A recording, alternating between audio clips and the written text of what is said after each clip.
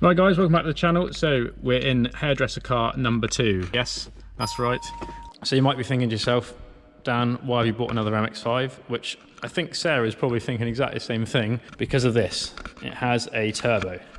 So it's got a turbo, I think it's a Flying Miata manifold, which they seem quite decent from what I've seen. It's obviously got a downpipe at the back. It's got some silicone hoses. It's got an alley rad. It's got a small front mount down here. I don't really like how they mount. A lot of the MX5s mount, they put like 2 long threaded bars down to the top of the intercooler, which to me doesn't seem great, but anyway, that's what they do. It's got this boost controller here. Now, this is a 5-speed, not a 6-speed car. Right, so basically I made a quick video and then I realised that the list of everything that needed doing was so long I probably need to split it down. I have had a look at the wiring underneath where the ECU is. I'll put a picture up on the screen now of what I look like because it was a bit of a mess. Since then I've tidied it up a bit. It's not amazing, but it's fixed things because basically the AFR gauge that's here and the boost gauge that's here, neither of those were working. And when I checked the wiring, all the wires have been like crimped together, but not to anything. It had like no earth and no power, so God knows. That also included the wideband. The wideband wasn't reading, also wasn't reading for the ECU. I've replaced the center console. It didn't have a tool, so that had gone. I'm still looking for a door card. That is one of the next things I need to get. I've got to have a look at a leak on the return line from the turbo. That's like all wobbling around. I didn't notice that until I had a quick look the other day. Doesn't want to start that well, but it seems like it's got a bad earth, so that's another little thing I need to sort out. The exhaust, it's all right down to here, but then it's got these joiners and it's absolutely blowing out like mad from here. Someone's done some crazy, like, what is that even supposed to be? This is all hanging down. You see, obviously someone's had the box out because they've undone the bolts and for the PPF. Further back, the exhaust is touching there. That is nice. I think they've cracked, whoever's done the diff.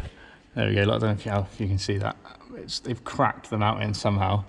God knows how they managed to do that, but luckily I've got another diff. The exhaust at the back here, you can see it's all black up there, and it's basically blowing from this little hole here, blowing up there, so I've got to sort that. And then on top of that, obviously the paintwork is absolutely terrible. It's like a matte black, doesn't look great, but I'm going to eventually make my way through and probably gloss black the whole car because it has been changed to black on the logbook even though it was silver before. So that's the idea. Right, after making the video I come back and realise there's a few things I haven't mentioned. So first of all, it's currently on a 30mm lowering springs. I think they're ABEC Il Motorsport ones. It's on odd wheels, you can probably see that in a photo. I've got a full set of both, so that's something else that I need to decide what I'm going to do with tyres and stuff. And the actual car itself, I did realise it was going to be a bit of a project when I saw the photos and stuff originally. However, the idea is that when I take the other one, so Max, as we've called him, the Icon, when I take that drifting or track days or whatever, what I think is going to happen is I'm going to drive that car, enjoy it, but then find that it's not powerful enough because obviously I'm used to driving a nearly 300 horsepower S14.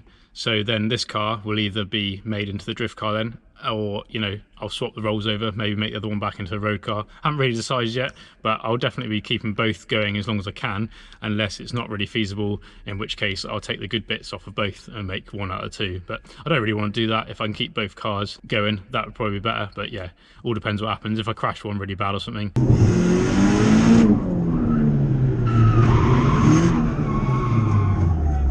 then it wouldn't be worth it. I'm just going to quick video and show you all the repairs I'm going to do and we'll see where it goes.